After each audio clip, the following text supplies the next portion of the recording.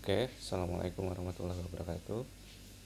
Saya langsung aja ya, di sini saya buat review singkat terkait penyusunan SAP. Jadi silahkan nanti para mahasiswa yang bimbingan dengan saya bisa tonton ya sampai selesai. Jadi biar tahu dan nanti bisa disesuaikan apakah yang kalian buat itu sudah sesuai atau belum, seperti itu ya. Jadi kalau yang belum sesuai silahkan disesuaikan. Kalau yang sudah ya silahkan, artinya sudah selesai gitu ya.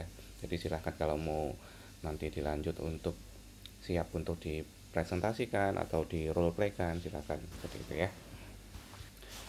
Oke, saya sekali lagi ini review singkat ya. Jadi komponen yang harus ada ketika kita membahas SAP. SAP itu kan dibuat untuk ya untuk memudahkan ketika melakukan penyuluhan kesehatan. Jadi biar lebih terstruktur, kemudian detail ya apa yang akan dilakukan, berapa lama sasarannya, siapa saja dan sebagainya itu tertuang di SAP seperti itu ya. Nah, komponen yang harus ada kurang lebihnya seperti ini ya. Ada topik, ada subtopiknya. Jadi misalnya topiknya hipertensi, subtopiknya apa? Misalnya tentang bahaya hipertensi atau komplikasi hipertensi misalnya kayak gitu. Hari, tanggal pelaksanaan, durasinya berapa. Nah, durasi ini perlu di eh, pastikan ya, nanti di durasi itu akan saya cek. Jadi kalau saya menilai SAP itu di durasi misalnya 45, pastikan nanti di kegiatan itu juga 45 ya. Sering terjadi di durasi itu 45 atau mungkin 30 menit, namun di kegiatan penyuluhan di dalam tabelnya itu nggak sesuai. Nah, itu kelihatan berarti buatnya masih asal ya, jadi nggak benar-benar dirunut dari atas sampai ke bawah seperti itu. Oke, kemudian tempat pelaksanaannya di mana, penyuluhnya siapa, sasarannya ya siapa gitu ya. Oke, tujuan ada umum khusus ya, seperti biasa umumnya apa, khususnya otomatis ada beberapa. Misalnya mampu meningkatkan pengetahuan target atau sasaran terkait pengertian hipertensi, kemudian nanti terkait gejala hipertensi, terkait komplikasi dan sebagainya ya. Tergantung dari materi yang diberikan apa, tujuannya apa, seperti itu. Kemudian poin ketiga, materi penyuluhannya ya. Nah, di materi ini jangan hanya listnya saja ya. Jadi jangan semua materi ada teorinya dan sebagainya dimasukkan, enggak. Tapi hanya listnya saja. Misalnya tadi kita akan membahas tentang eh, hipertensi ya, pemberian pengetahuan tentang hipertensi penyuluhan.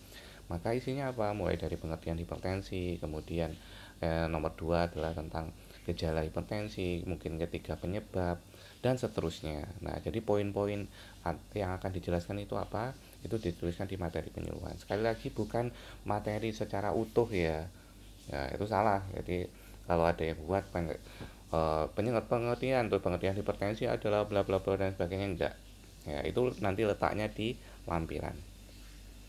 Oke, metode penyuluhannya apa? Apakah ceramah, model diskusi, atau model game, kuis, dan sebagainya. Nah, metode ini harus sesuai dengan targetnya siapa. Kalau targetnya anak muda, boleh pakai kuis, pakai game, atau mungkin pakai Kahoot, atau mungkin pakai Google Form. Ya. Tapi kalau targetnya itu lansia, yang mungkin gaptek, ya, tentu nggak cocok kalau pakai media yang metode yang digital. Ya, jadi kalau lansia bisa disesuaikan, misalnya pakai print out, pakai PPT, ya, maaf metodenya ceramah misalnya, kayak gitu cocok. Ya, jadi nggak cocok kalau modelnya kuis dan sebagainya. Medianya juga sama. Ya, kalau lansia disesuaikan mungkin berarti PPT tadi tulisannya yang besar-besar itu biar terlihat itu. Tapi kalau lansia pakai leaflet itu ya agak susah ya, karena leaflet itu kan biasanya tulisannya lebih kecil. Ya. Jadi sesuaikan metode media ini dengan sasarannya siapa. Ya. Kalau sasarannya tadi anak muda tapi medianya salah, atau sebaliknya tadi sasarannya lansia tapi medianya nggak mendukung, nah itu menjadi poin juga ya, poin penilaian. Artinya wah ini yang buat ngasal, ini nggak ngebayangin bahwa oh targetnya adalah sesuai apa enggak. Oke, kemudian masuk ke kegiatan penyuluhan. Kurang lebih seperti ini ya. Poin yang harus ada adalah waktu. Ini menjadi bagian penting ya. Ini 5 sampai 10%, 15%, ini 80, ini 5 sampai 10%. Ya. Nah, ini menjadi catatan. Jangan sampai nanti sini terlalu panjang ya. Jadi kemudian di sininya atau mungkin disamakan kayak gitu enggak, tapi porsinya seperti ini kurang lebih. Jadi kalau durasinya tadi 45 menit, sini di pendahuluan misalnya 5 menit, kemudian di penyajian 35 menit, kemudian yang penutup 5 menit juga. Ya, jadi total harus sama dengan yang di depan tadi ya, waktunya berapa. Kemudian yang nggak kalah penting adalah kegiatan penyuluhan ya. Ngapain ya di pendahuluan itu kalian mau ngapain? Apakah mau ada ice breaking atau hanya pengucapan salam aja atau menjelaskan tujuan umum khusus atau seperti apa? Nah, itu dituliskan nanti. Ini kan contoh ya. Namun nanti ketika kalian membuat harus disebutkan mau ngapain ya. Nggak harus semuanya. Misalnya saya hanya mengucapkan salam sama ini Pak, menyampaikan umum khusus boleh.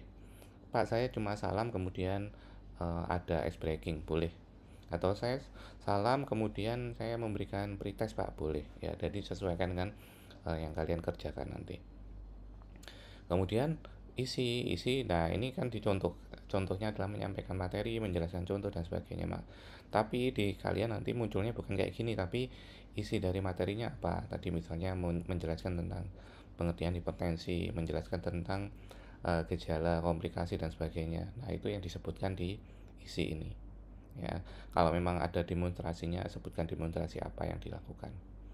Kemudian penutup ya, kalian sebutkan ngapain, apakah memberikan pertanyaan secara lisan atau mungkin tertulis atau mungkin menyimpulkan atau mungkin ada kuis post test. Nah, ini tuliskan di penutup ya.